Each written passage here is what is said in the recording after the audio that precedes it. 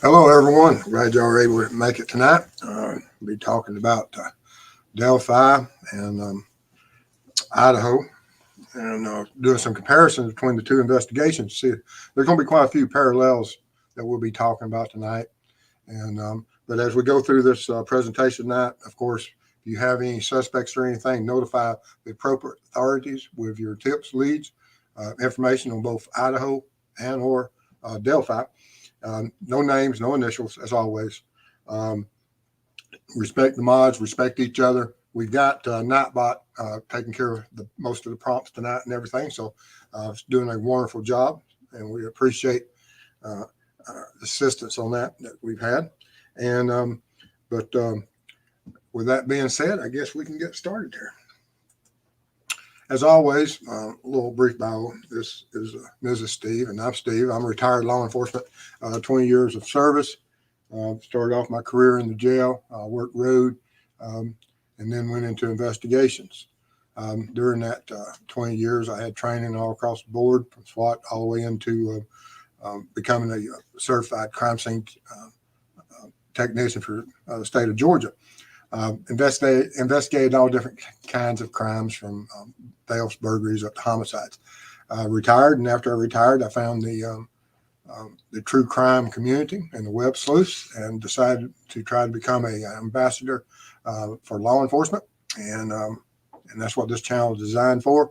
And also, this channel goes out and works cold cases, and then we have a Cyclops system of the missing, exploited, and murdered children. So as we grow and we move out in all these areas, we appreciate everyone's support and everyone that views it, comments, chats, shares, contributes. It all means so much for us, and it absolutely is humbling us. But we want to thank everybody for being here tonight. So let's get started. Um, there's a lot. We're going to start off looking at the Idaho 4 murders and do some comparison values of how what's happening with the Idaho 4 investigation is very similar to what happened 6 years ago to Delphi. Um, we're now finding that law enforcement is focusing on some video. This time, though, the video they're focusing on is not Bridge Guy. It's this white Hyundai Elantra, and that was reported in the area. And it pretty much appears from everything they're saying about this vehicle, and from that they're researching 22,000 cars, which will go into why they would be looking at these 22,000 and the breakdown of the VIN and how they'll be able to determine which vehicles that would need further investigation. It's not going to be 22,000. They have to investigate each vehicle substantially, but they will have to track them down. And there's a method to the madness, and so they will be able to do that. But the police announced that they were looking for this Elantra that was in the area of Moscow, Idaho, around the time that the 4 college students were murdered. And they believe the occupants of this vehicle may have critical information to share regarding this case. And law enforcement just wouldn't be issuing this unless they had some idea and of why the occupants of this vehicle would have such critical information. And so they've gone into this, they've released this information, and they've also, it's been reported that they're going and extending the search for this vehicle outside the community of Moscow and going into surrounding communities and obtaining digital video footage and or whatever type of video they can get. But they're all going to be looking at all these cameras across the area. And if we look at what happened with the Boston bombings, that when you analyze all these cameras, even in a day event such as the mass chaos that happened at the Boston bombings, and they were able to locate And once they identified a suspect, they were able to track them through that mob of people there. So now you can imagine how law enforcement will be able to do the exact same thing, but now we're not tracking it through a mob of people. You're tracking it through a maze of highways, roadways with camera systems at 4 o'clock in the morning. Traffic volume is low, and they're going to have a lot of ideas of where this vehicle is going, where it disappears at, where it reappears at, what's happening. And so I have a very good feeling about where this investigation is going. And I hope, and I would believe that it won't take as much time, because with the image of Bridge Guy, we didn't have the ability that we're looking for something that there is a known standard of information kept on that one individual. With this white Elantra, there is. There's only so many of those vehicles around. And of course, I know 22,000 sounds incredibly large, and it is a large number. But we're looking at it in a computer age where they'll be able to go in there, take those VINs, although the VIN doesn't give you the color code in the VIN, but it does give you access of being able to track down what color that car is through the dealerships and other methods. And so that's what they'll do. They'll track it down independently, and they'll find that vehicle. And as they're looking for this vehicle, and that's regarding the murder of these 4 students, these kids, children as I call them, because they're starting their lives. They're very young, innocent, didn't deserve what happened to them. It's and so we have to go out and do everything we can to find justice for them. And law enforcement has stated that if you know of a neighbor, friend, or someone that owns one of these vehicles that may not drive it very often, or may be parked in a certain area, or in a garage, basement, whatever, let them know. Miss Dog Lover, $8.99. Law enforcement will get there. This is how they caught the serial killer in UK, Levi Belfield. His vehicle was caught on bus cameras as he stalked his young female victims. Exactly. Yay. Once they identified this, and as that example that she gave, and it's a great example, and thank you for your support, that once they latch onto this, and if you just replace Bridge Guy image with this white car, you see what they're going to be doing. If you replace, just like what she gave the example of, that they'll be able to track that vehicle throughout the district and the region of Moscow, Idaho, and there's only so many roads and so many cameras, but I have a good feeling about this. And even if they didn't have that, with our technology today, with all these cameras, I still think with just the knowledge of that vehicle, they will track it down, regardless if they have good information showing the movements during that time period. And we live in a different world now. Every day as technologies, and people get everything from these Ring devices that they can put on your house, or Earth security systems, just like the camera that law enforcement is reporting that caught this camera in the area of where these students were murdered. And it was, I measured it from where they said that camera was on the face of that building to the road was over 300 feet. And in the middle of the night, being able to document. Now, is that the whole story, that it just caught it that one time? Or was there certain other times that vehicle was seen? Did it pull up that drive, pull up closer to the camera? We don't know all that information yet. And of course, we have law enforcement that was in the area. And if you watch Mob Crew, he has a great video stating that, showing that there was a vehicle that may or may not, but it's during the same general time that law enforcement was interviewing those students just a few hundred feet away from the residence where these children were murdered, and in the general time period too.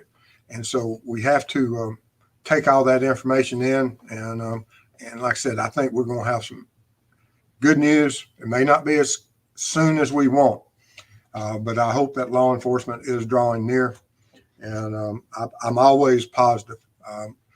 Even during investigations and things, you have to stay positive because that's what drives you. You can't let a case get you down, put you behind the 8 ball, and you start thinking that we're going to be defeated. That's never the case in law enforcement.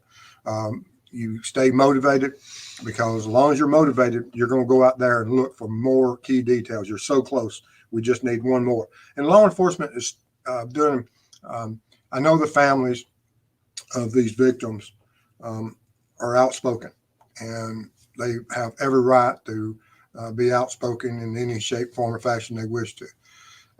And because they have lost something, of course, and people grieve in different manners.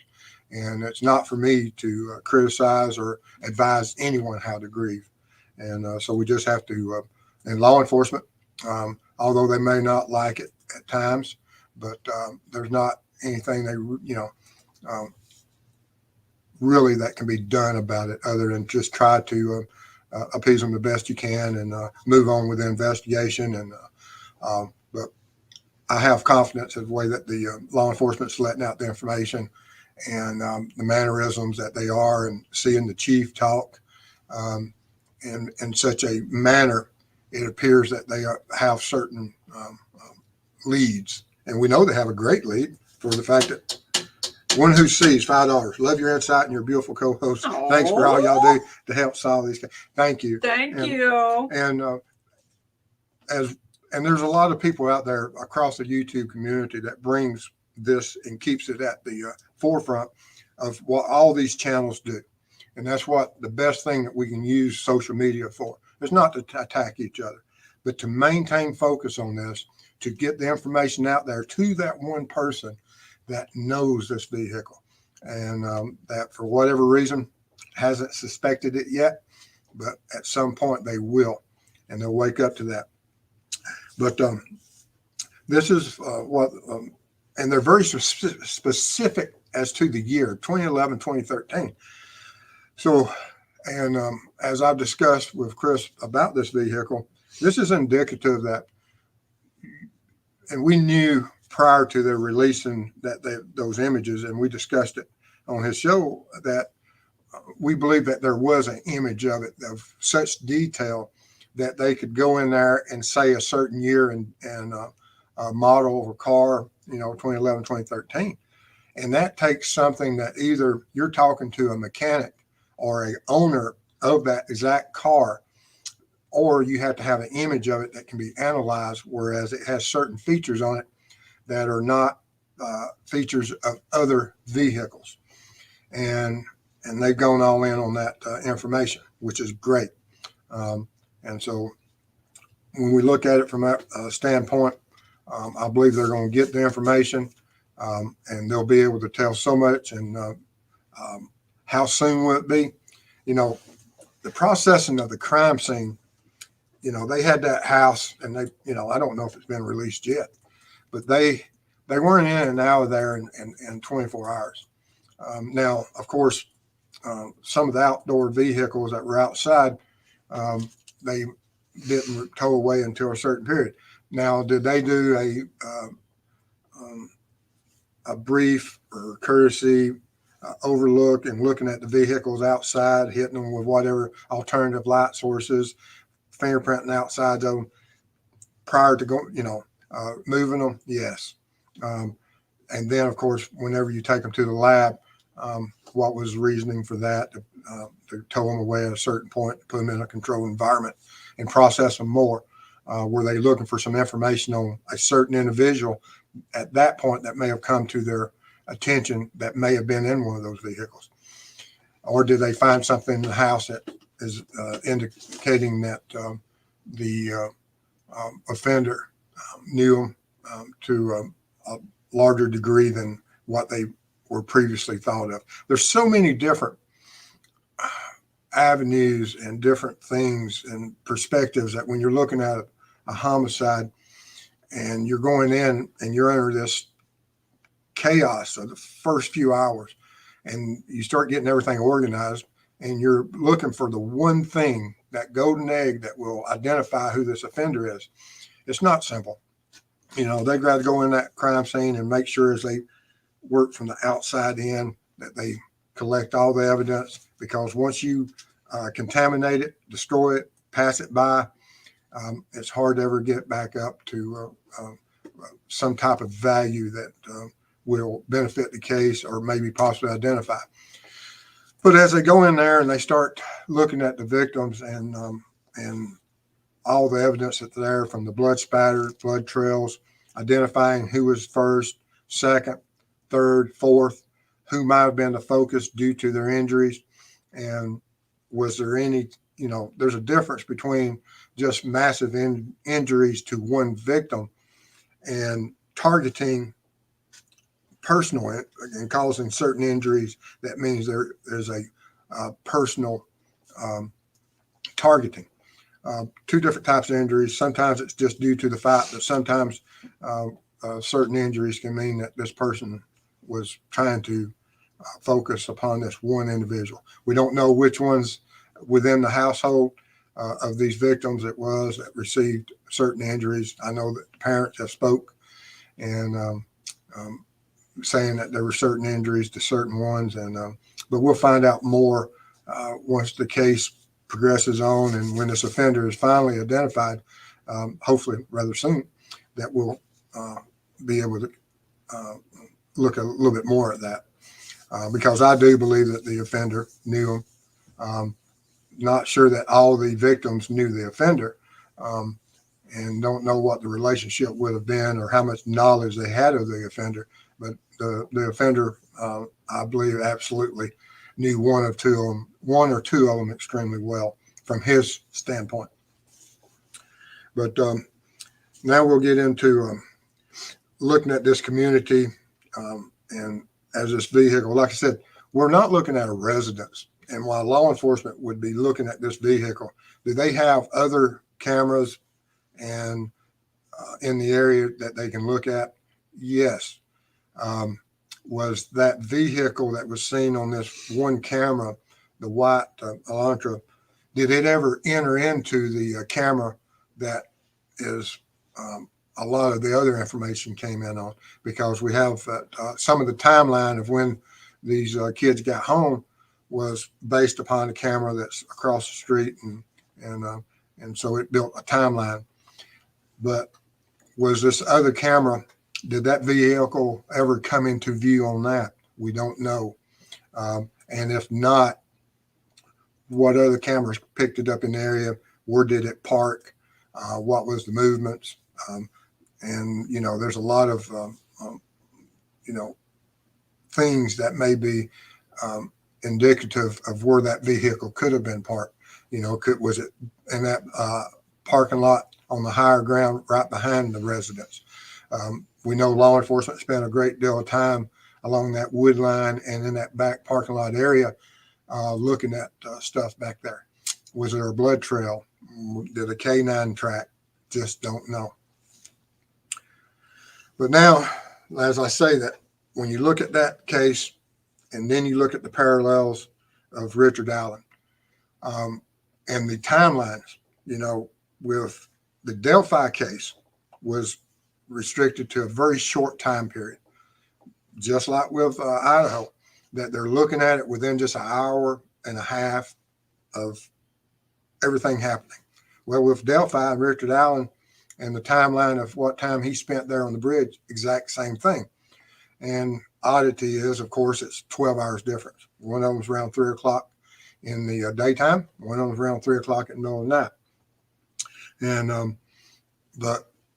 and that's just one of those oddities of predators acting. But the predators do have a certain time frame that when they go in to commit a crime, you just can't spend all day on high risk crimes.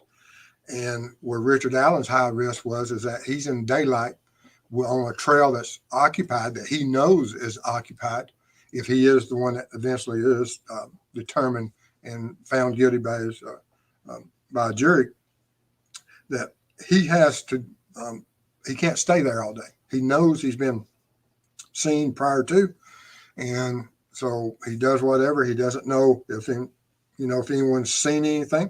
And then you have with the Idaho 4, you have the same thing.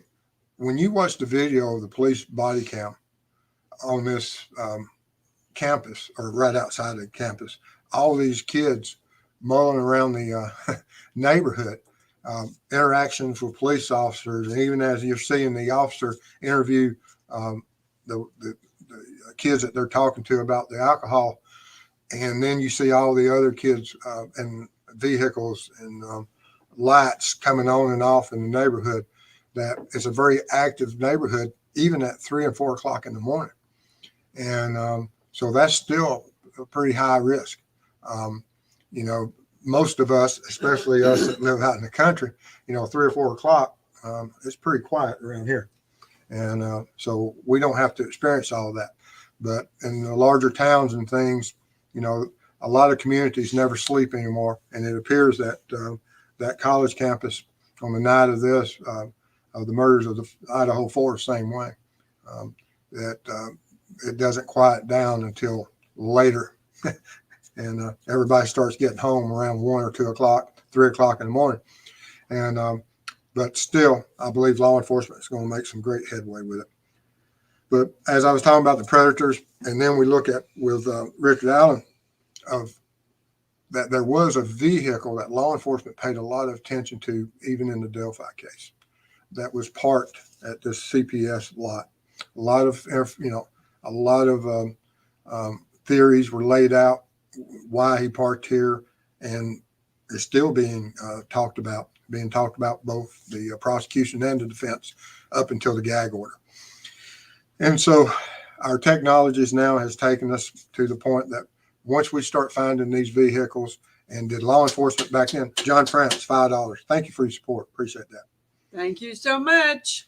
That, and it's going to get that as these criminals, if they move and they come into a area that they have to park or drive on, even in this rural community of Delphi, we understand not only do you have the digital cell tower signatures, but there was a camera on this little remote road that a lot of the probable cause was established in the arrest warrant for Richard Allen. And we'll be seeing a lot of that same verbiage used in the arrest warrant if whoever occupies that white car.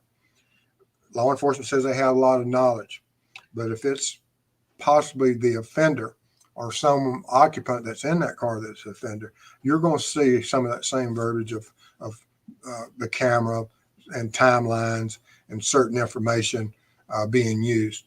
And that's just where technology has brought us now. And I found it extremely interesting that there were so many parallels from an investigation that was 5.5 years old to what is currently happening in Idaho. And and like I said, I just hope it don't take the 5 years, and I don't believe it will. Like I said, we're not talking about an individual we can't identify. We're talking about a vehicle that can be identified, and I have great hope for that. But Abby and Libby, what they did that day of helping us and helping law enforcement by obtaining those images, that is a great legacy. They are extremely brave for what they did that day, and we have to always remember them. And without them, do I think that that law enforcement would have as strong a case as they have or will have against Richard Allen? Because I believe they have a really strong case against Richard Allen. I don't think we'd be here without that. And and a lot of is going to be that this audio video of Bridge Guy is going to be the mainstay of the prosecution for Delphi. And just like I believe that if this car does come to fruition of that the occupants do have that information, it's going to play a large part in the prosecution of their offender. And so if you have information on the Idaho 4, their contact information is there. And also on Libby or Abby, if you have information on their case, contact information is here. Notify law enforcement, give them that information, and we'll get started with the questions. All right. First things first. Thank you to Pigeon Mac. She is 1 month anniversary on membership. Appreciate it. So we thank you for that. And let's see here. 8/26. But I just found it odd when I was looking at it, and all investigations are that way. That when you have lookouts and BOLOs, be on the lookout for certain information, certain vehicles, certain suspects. It's for the one purpose of developing that tip, developing that lead. It doesn't matter if it's man, beast, or if it's a vehicle. That law enforcement, when they develop certain information that they can share with the public, that's what they have to do. And they run that rabbit to ground. And Idaho 4, they're going to run that white car to ground, and they're going to identify it. They did with BG. It took 5.5 years, and they found out that the main one lead they had in the files. And they had, for whatever reason, it was not followed up on and successful in the early years, but they tracked it down. And that was something else that I received an email on the other day that someone, no, it was a comment in one of the videos that why would law enforcement release information saying that certain people were cleared or weren't primary suspects any longer? And part of that reason could be is that they do have a strong person of interest. They do have a lead. They do have a suspect that they're looking at. And is that the case? I hope it is. But there is that possibility that if you have such a strong lead and so much information pointing to these, that there's no need to continue to follow up on them currently. Now, if they run the Elantra to ground and they find out, and then they find out that no one in that vehicle has anything to do with it, then of course they'll circle back around and go back into these other people. But until then, I can see why, because you have to make certain decisions during these investigations. You can't always just go full blast towards one. There's a lot of parallel investigations, and you play the numbers, which one is most likely, and you go after. All right. And thank you, Aries Dawn, for gifting 5 memberships. That was so awesome. Thank you so very much. Appreciate that. Yes, we do. And we have trolls tonight. So it's been a little funky, but Molly is quick. Verbal judo is quick. So without y'all, I would be at a complete loss. And I think Nikki's out there somewhere. Okay. Yeah. So here we go. Let's start off with Molly. If this was a more random type serial killer, I'm worried this was a rental car. I have had Elantras as rentals many times. Common rental car. Wonder if LE is checking car rental places. Yes, wherever they'll check the registrations and find everything. Of course, when you're looking in such a small community, which, Moscow,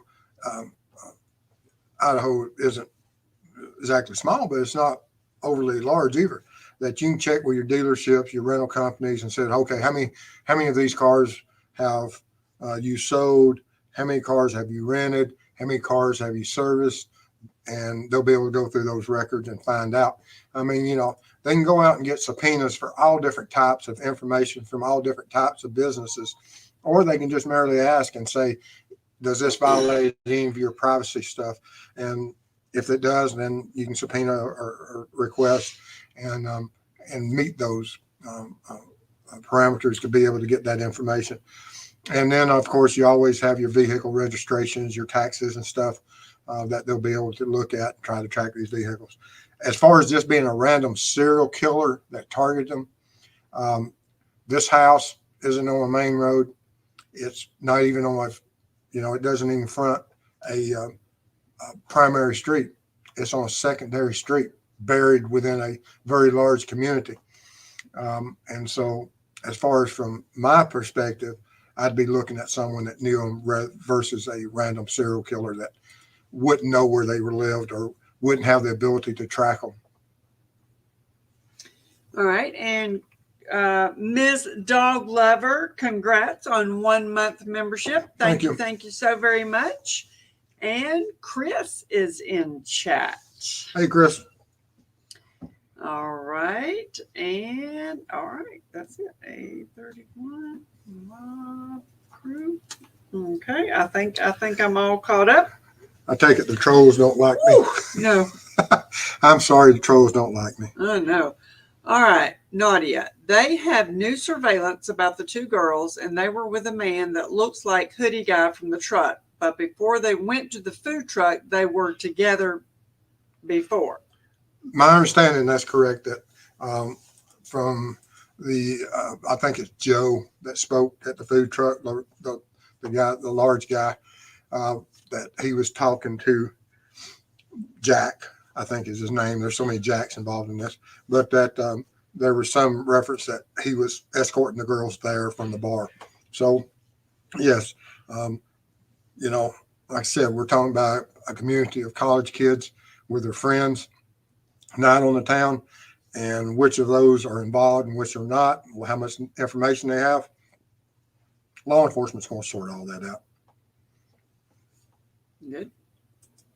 And Honeybee, does LE get more training in incident response than in detecting? It seems like the local LE are much better at response than detecting.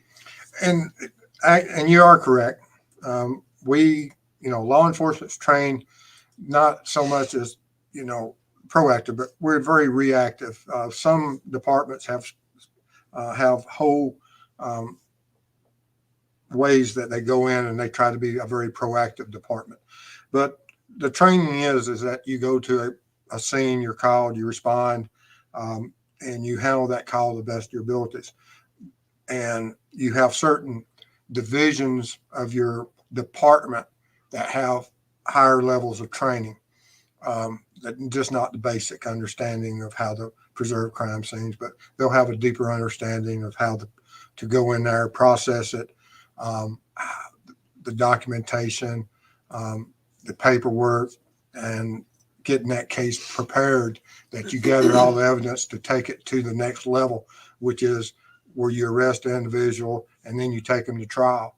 And some of that is built upon your experience.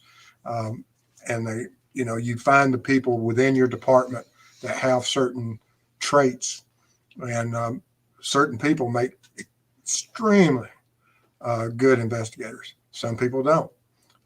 And I've seen people come into investigations that were highly skilled, highly motivated, and that was where they wanted to go. And then I've seen some that they'd come into it, didn't really like it, a lot of paperwork, a lot of documentation, and then they would rather go back and be back in another part of law enforcement, better fit their character, their traits that they and what they wanted to do within that department.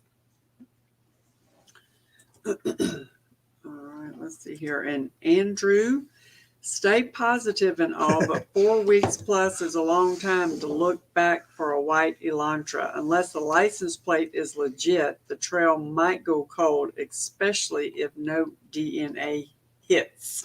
Yeah, and yes, but I believe that they will have DNA within that residence. Fighting 4 individuals, causing the injuries, and some of the victims were able to fight back. I believe there will be DNA. And then if they find, even if it's a rental car, stolen car, whatever, if that vehicle exists and they process it, they'll find evidence within that vehicle. And because, like I said, you just can't commit such a crime and not transfer some type of evidence. And Kirk, Steve, what if toxicology report comes back with cocaine in their system? Would this not open up another investigation? It could. I mean, there's a lot of drugs out there on the street, and I know that the coroner made a statement that toxicology wouldn't be that important on the case, but there are certain aspects of it that could be, especially if there was any of the certain type of date drugs that could be found. And so they'll be looking for some of those. But other than that, the amount of alcohol or even certain illicit drugs, maybe not, but some other drugs, yes. And Stephanie and Steve, why do you think the surviving roommates that were in the house didn't hear anything? I think someone had interviewed, and I don't know how true it is, but they said that the house, the lower part of the house was extremely well insulated. And I can see where the third floor might not. The second floor, I don't know the level of intoxication of that person, where they, passed out and wouldn't wake up, for anything, because that would be close proximity to where Ethan and Zana was attacked.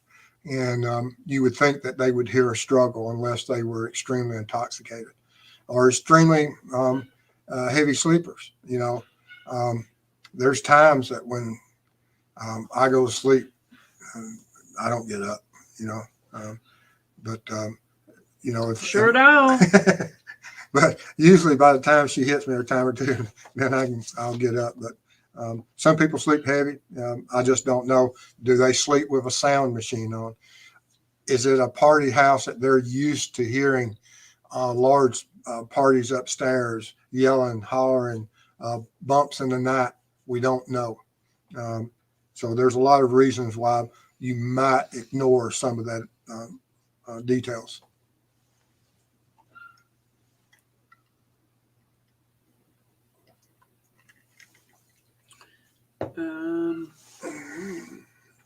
What's going on? Still more trolls? No, I think I'm okay. Okay. I'm just trying to catch up here. All right. So let's see here. I don't know who she's talking about. Okay.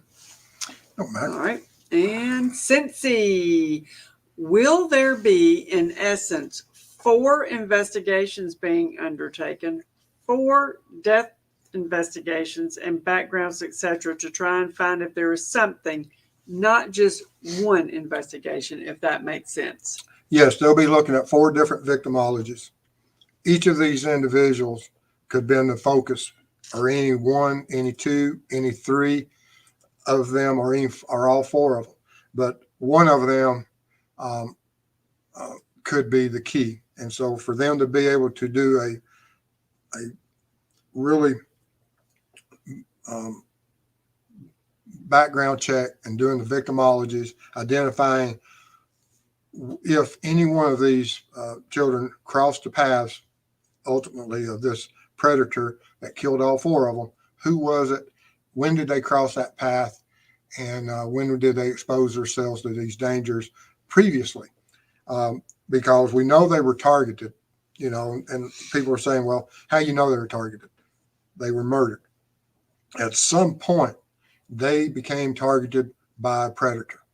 Was it a week before, a month before, an hour before, or as they woke up and came to the being within the focus, or that the predator realized, oh, I have a witness here. I have to take care of this witness. And if, at that point, that victim becomes targeted. So all of them were targeted. It's just a matter of when they were targeted. And so law enforcement has to go in there and determine that. And they will. They'll go in there and do the victimologies and see who had any type of background or exposures that put them at a higher risk than the others.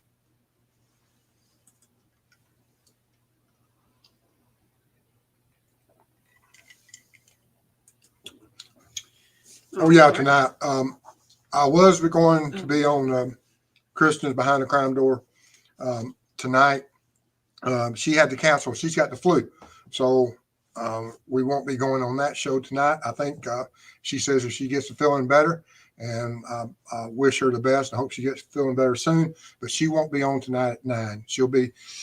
We're going to be trying to shoot for Tuesday night for me to be on her show after mine. So tonight, this is it for me.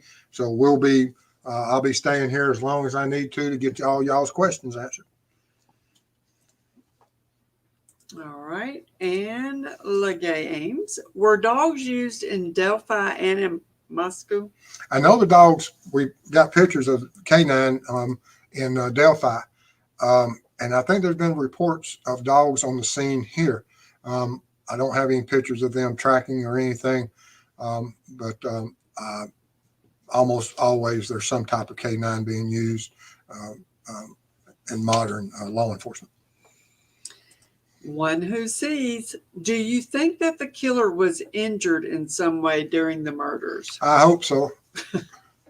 And I do believe because when you're using a knife, it's so common in crime scenes that you do find that in the those struggles for life that people injure themselves. The offender injures himself while trying to.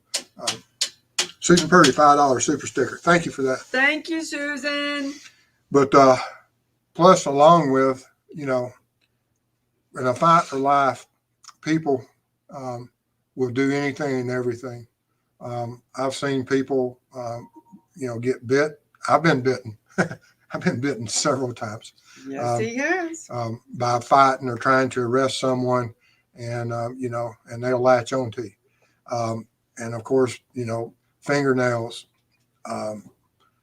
thumbs, headbutts. There's so many different ways, fists, elbows, knees, that people can, that when they're in that, if they have any type of knowledge of it, or it's just instincts, there's a lot of different ways people can get hurt. And I hope they did hurt the offender. And this predator, hopefully that'll help lead them to the that individual. Because now that we're 4 or 5 weeks later, he may not carry the marks like he would have carried that first week. And that may be something that law enforcement, as they talk to people, is there someone you hadn't seen in a certain time period that normally you see that didn't come out? And if you do have that information, of course, notify law enforcement.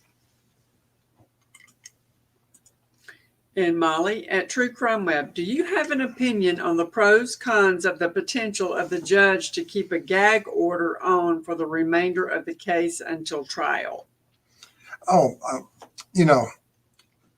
It's absolutely, if the defense believes a gag order needs to be there, and most times they do, because they don't want a trial through the mob mentality of the public, and we have such social media and ability to see these cases now. It's so easy that that the public at large can come to a conclusion on evidence that is not known to the jury, and there's such a ability that these jurors, they have to be sequestered now almost entirely, because it's so easy to get information that the judge may instruct the jury to stay away from the computers and away from the news. But on these high profile cases, it's impossible, especially if you're from that community. That's what all the news is about. And so it's almost impossible to lock it down. And so they're going, I'm pro gag order. So regardless, I don't need the information so much that I want it that might possibly harm the case. Let the jury get the information as it's presented to them, and is released through the court proceedings, not through either prosecutors or defense attorneys wanting to make statements. All right. And Mr. Steve, just watch YouTube video by a guy who walked from crime scene up through cemetery to the road towards storage building and CPS lot. That's over a mile. Don't you think it's odd that would be his route? Yes, I do. Right? Um, I went out there In the dark? in the dark, and I pretty much did almost all that. And I came up on that road, probably pretty close to where he would have.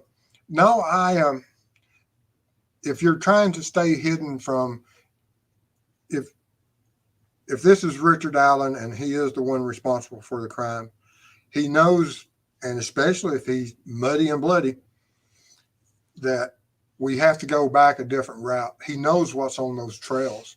He's already seen multiple people that have seen him, described him, and some of them have spoke to him. At least one of them has spoken to him, and so he would have to find another route back, regardless of the length that it takes him to get back.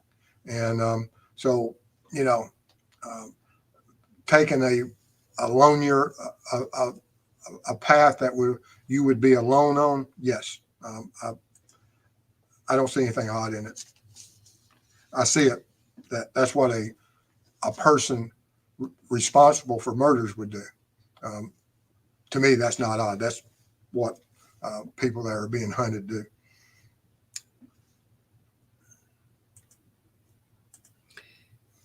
Seven, 389. Hello, Steve. Do we know how long Libby's phone remained on and recording after the down the hill command? Also, I saw on it didn't finish. Okay. 7389. That's an interesting name. But anyway, no, I don't know. In the FBI, they say a 43-second video. So does that mean it was turned off and then there's another where it comes back on? We don't know how many video or audio recordings they are and how much data is on there or how many times. So no, I don't know.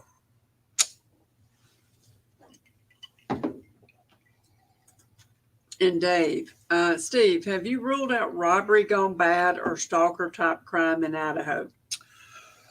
No. I really hadn't considered a robbery type of crime. The stalker, yes. The robbery, there's so many, like I said, we're looking at a house that sets back. And for a robbery, what are they looking for? Is this household a known drug house? There's no information that has said that. Is this house where wealthy children were and they had a lot of jewelry, gold, money? There's been no indication of that. So I've never really considered robbery as being the primary on a secondary street like that. Now, I would look at it that if we had a history of some type of crime that occurred previously on a routine weekly basis, that yes, there's a lot of houses being entered at night and they're stealing stuff. And if there's that basis and law enforcement comes out and says, yes, we've been having where we have people entering homes, stealing stuff, then absolutely we could look at robbery. But I haven't had any information pushing me towards that one. Stalker, yes. Robbery, no. And I have to just say this one. Connor Lyons, you said it best. Trolls are jealous of smart people like us. Some of them don't like my southern accent and my stutter and my stammer. And I hate that. I fight it the best I can, but if that's all they got to go on, okay.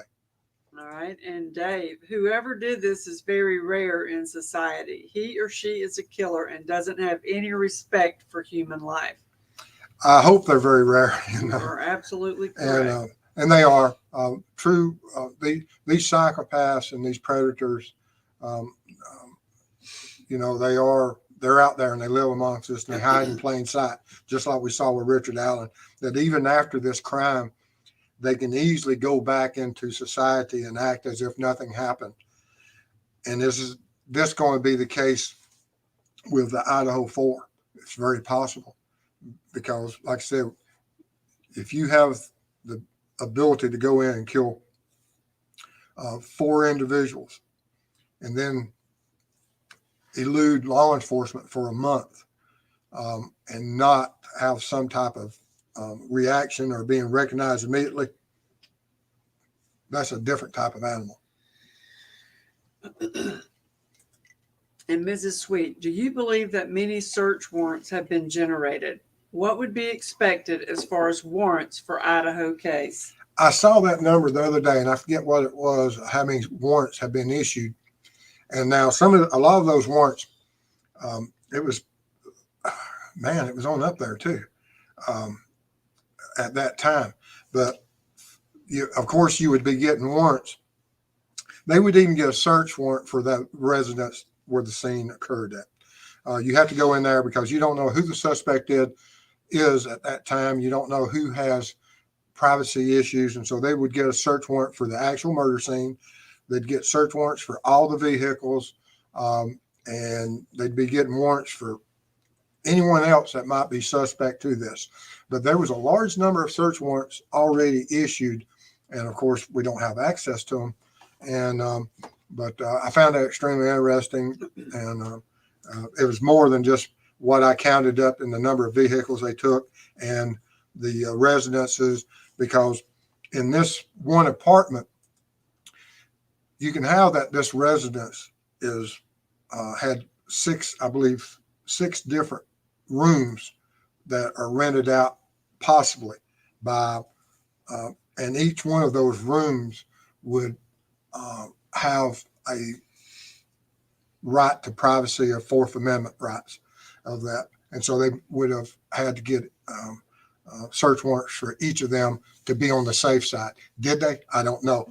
But I would expect that if you went into an apartment or even an apartment that shared and each of the persons that live there have a locked door or keyed door, that each of those apartments would look at an individual, even though they share a common front door. And Jordan at Steve, good evening. Do you get the impression that this could have been committed by 2 attackers, the difference in wounds and ability to attack 4 people? Yes, it could be. And it wouldn't surprise me, but and I don't know exactly if they're all by one weapon. Law enforcement would be able to, like I said, they haven't released. They all said that they stabbings, gouge type injuries, and that is indicative of one weapon, the way I understand it. And if it's a single weapon, then of course we only have one offender. But it's when you start having multiple weapons that you can start looking at multiple offenders.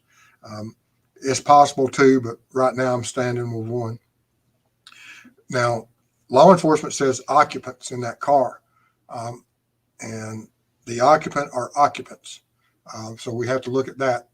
So there is a possibility that there's other people that know and about what went on in that residence, and which is a great thing for law enforcement, because the more that know, the more likely it will come to a close rather quickly. And Leah, will it take longer to figure out the DNA if all the blood from the victims were mixed together as well as the killers if she got cut in the struggle?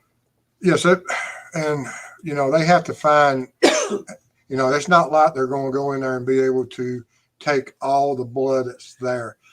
They're looking for different, within the blood spatter patterns, they'll be looking for different patterns within those patterns and identifying that how certain blood trails lead from one victim or through an area to the next victim and through that area. And they'll be trying to find a sustained injury that would supply, such as if the offender injured themselves, that they have a steady supply of blood that is a blood trail that's can only be explained by someone that has an injury to them that's moving from one area to the other. And they'll be looking for that one pattern within that blood pattern. And Dave, I keep asking, but I do wonder if they have checked the house for voyeur cams. Oh, I'm sure they have. There's a lot of technologies out there, and I'm sure they have. And Susan, do you know if police use dogs to see which way the perp or perps went? I heard an article or saw something about dogs being there, but and I would assume so, but I don't know. And Mrs. Sweet, have you ever seen potential witnesses talk more to the press than to LE? Any thoughts on that? Well, we're in a different era now, and we thought that everyone was talking with the Delphi, that everyone that could be had information was out there sharing information. Then the arrest warrant comes out, and we see how little was released. And would that be the same here, that we do have certain people that get out there and constantly talk about the case that live in the area? But how many other witnesses have talked to law enforcement and maybe possibly honoring that advice of not sharing certain information? And so we don't know how many witnesses, how many people's coming forward, how many people's talked to law enforcement through the neighborhood canvassing and everything, and what information has been released, and how many people have chosen, due to being advised by law enforcement, that we'd appreciate if you kept it out of the media. One who sees, Steve, I think that's supposed to be think. Do you think the two roommates that lived are in danger from the killer? I'm sure that they, yes, and hope they've taken precautions.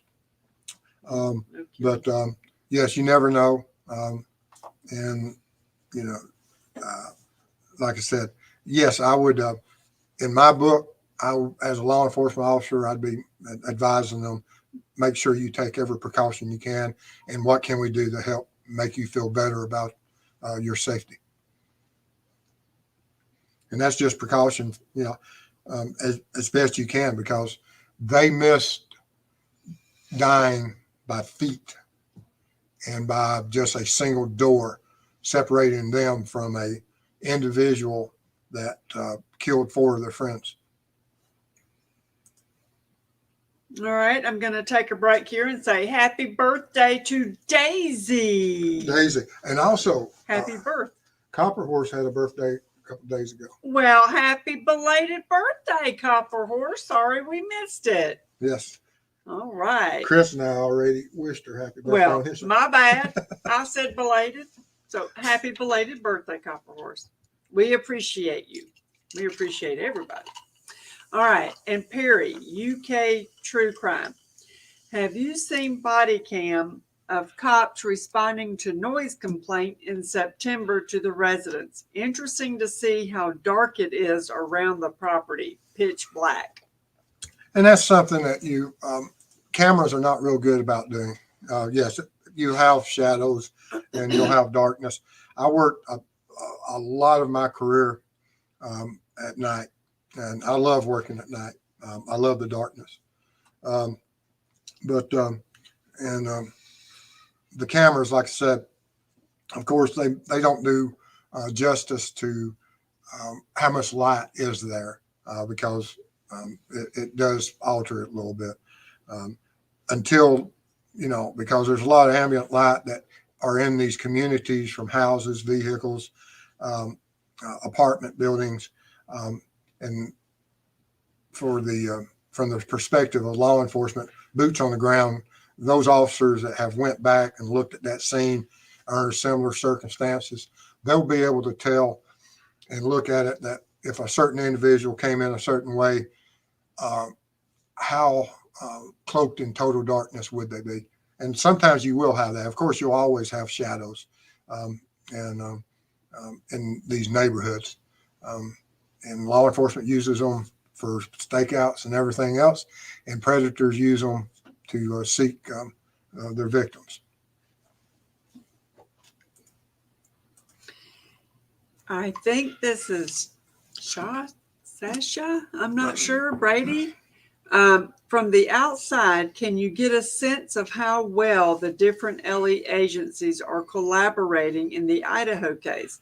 Reports made it sound like there were too many chefs at the start of the Delphi case. And yes, that's always going to be the case, is that you have all these agencies coming in to assist, and there's a set pretty much of whoever's jurisdiction this happened in, they're the lead agency. Do they have the training to get control of the situation quicker than some? Sometimes they do, sometimes they don't. Delphi, it was, I think, like 30 something agencies came together. And you had the FBI, but then you had the sheriff's office that is the lead agency, and they all work together. They get the resources. There's people that have training in certain areas, and every now and then you may have a department that will shun other agencies, but that happens. But at some point, they will gain control of it, and mistakes happen. And will there be mistakes that happened on the Idaho 4? Yes. Were there mistakes happened at Delphi? Yes. We're seeing some of the misinformation, and all you can do is try to limit that. And yes, you just have everybody coming together and trying to help, and sometimes toes get stepped on. And a shout out to Snail for saying only 122 likes and 290 watching. Come on, guys, I need some DNA. Slap that button. Slap it. Slap it. Slap it. All right. Mrs. Mac. What? Nothing. You picking them? Nope. Mr. Steve, how likely is it that we will all get to see the full Down the Hill video? Yes. If they allow cameras in that court system, we'll all get to see it. Absolutely. I'll be ready. If not, then we won't get to see it. I'll be ready. And Mist, seems that white car guy isn't a member of local community, as he would be missed at work or school. And that's possible. I think, like I said, they said that they're gathering camera information from as far out as 20 something miles. And there's a reason for that. And is it a student that drives a certain route from a certain distance? And they'll be looking at that. Or a worker. All right. So this is to Delphi. Perry, UK True Crime. Do you think the girls were forced to remove their shoes to deter them from running, which is why one shoe was found at the stream? It's possible. And I have seen where a offender has done that. And because it is a controlling measure that certain offenders will use. Okay. And Susan, do you think police could be holding back info about signatures or trophies in the Idaho case? Like I said, we don't have a profile on this individual. Will they release a profile about this individual? At that point, we will know a lot about if he did take trophies or signatures, or if they release that behavioral science unit's profile of what type of offender he is. And Miss Anna, if it is true that LE has tracked the car to smaller towns in the wilderness, it might be easier to find the killer. Absolutely. I mean, these individuals going to a crime or leaving a crime, that's something they have no control over. That they live somewhere, they work somewhere, I've seen certain offenders, especially true with bank robbers, that they'll have a safe ground that they go out and they will stage pre-crime, and after they commit a crime, they'll go back to that location post-crime before they go back home. Um, Now, for a murder that occurred with 4 victims, um, only type of individual that would be able to have that type of movement would be a serial killer type of individual. It wouldn't be someone that was just a crime of some type of emotional connect with them, of passion or anything. That individual would leave home, commit the crime, and then go back home. And in some of these remote communities. And is that the case? I'm hoping that law enforcement will determine that and let us know in a few days. And Elaine, it terrifies me that this can even happen. Do you think there is someone out there that knows or suspects who did this? Do these type of killers tend to keep it to themselves? Thank you. Yes, I absolutely do believe that someone knows about this. Even the way that law enforcement has phrased the statement, occupant or occupants may know information that's critical to this case. That was have critical information to share regarding this case. And are they talking to just the offender? Or are they talking to a friend of the offender? And which it goes both ways. And so, yes, I believe that someone knows. All right. So I'm just going to go with Meseroth. Okay. Mhm. Do you think they are still analyzing DNA and other tests? Absolutely. They'll be analyzing that for a long time. And as they process vehicles, because we don't know all the search warrants that they've executed at certain residences or what clothing they've taken, what DNA profiles they may have gotten from individuals. So, yes, I would expect that they're getting a lot of DNA profiles done. All right. And Stephanie, I know you're not a profiler at Steve, but what kind of mindset would a killer most likely be displaying now? Yeah. What training I had as far as profiling was very limited. We went through, I've had some training in it, but yes, you've got a period that they have to separate themselves from the crime, that they will have certain fears that they're being sought by law enforcement. But then you have some of them that live in that thought process of that fantasy world. We don't know what type of offender he is. We don't know if he is getting some type of elation from doing this crime, committing this crime, and evading law enforcement. So there's a lot of stuff that we don't know anything. And until we get a profile from the crime scene by law enforcement, we won't know exactly what his what type of personality is. And bossy Steve, how would media go about getting courtroom access to publicize it in Indiana? If you happen to know, Indiana only allows it under circumstances. The just like the media did with the sealed documents, they're going to have hearings and they're going to file lawsuits and say we need access, and then the courts have to decide how they're going to allow public access and reporting of the trial as it proceeds, and they'll set up those standards and allow whatever they will within the courts. I don't know how they will in Indiana. Hopefully by then the camera systems will be allowed in the courts and they will allow it. Just don't know. And Mrs. Sweet, have you studied the photographs of the car at 3:15 a.m. in the body cam footage, and also the car heading back into the community at 3:45 a.m.? Any thoughts on it being the same vehicle?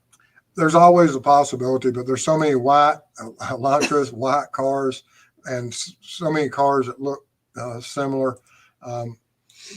we don't have, no, I don't have any idea if the white car seen from the service station, which I believe is heading back into the crime scene, is the same vehicle or not. It's possible. And if it is the same vehicle, why did that vehicle leave? And then why did it come back? Did it take somebody home and now they live in that area? And so there's a lot of different things that law enforcement are going to be looking at, and they'll be looking at those possibilities. There'll be, there's people out there that's trying to think of every theory they can of how to track this vehicle. And I believe they will get it tracked. All right. And Snail at Steve, do you think the killer kept the murder weapon? I believe so. I think that if they had the murder weapon, that they would show, maybe not the murder weapon, but they would show a weapon of similar design or type and be asking the public, do you know of anyone that owns a weapon such as this? And I believe that the offender would have that weapon. Now, does he still have it today, or did he destroy it? We don't know. And sees through at Steve, how much of a detective's time is taken up of paperwork? Oh, goodness. Reams of paper. Yeah. Reams of paper. Like I said, this is just a checklist of items to check off on as you go into the investigation.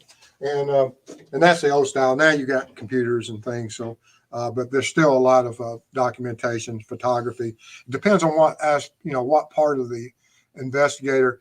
You can talk to cop facts. Fascinating individual to talk to, and he'll tell you, that where he worked at and his part of how they handle investigations is that he was pen and paper. And the way they addressed it was he was at a level of the investigation tier that he pointed and said, get this done, do this. And so his part of the paperwork was different than, say, the CSI, the crime scene guys like myself, that our part of the paperwork was immense because we had to document everything from the get-go to the end. And but now when I worked other different types of cases, and when I was in the part of pointing and asking, it was, but everybody has paperwork and reports to file and people to that you have to report to, and for those briefings. So, there's a lot of paperwork in law enforcement. All right. You're done. I'm done, guys. Well, I appreciate y'all coming in here tonight. If you got any questions that haven't been answered, let me know. Send me an email. It's steve@truecrimeweb.com and or put it in comments and I'll get to them. And tomorrow night at 7, I'm going to try to do a members only for all my members. And if it goes like it did last Wednesday night, it opened it up to the world. So YouTube right now, for whatever reason, sometimes has it's not working out the way that it's quirky. Yes. And so we're going to have to figure out, because I want to give them, all my members, special attention and appreciate their support. And I look forward to getting with you all tomorrow night at 7 and be open to all our members. Don't forget to lift Kristen up over the flu. That's right. We wish her the best. And I want to thank everybody that's been here tonight. If you like the video, share it. If you're not subscribe to us, subscribe. We appreciate it because everyone's support allows us to do things on these code cases and on the Cyclops system. And we thank everybody. Y'all stay safe out there and see y'all soon. Thanks. Love y'all.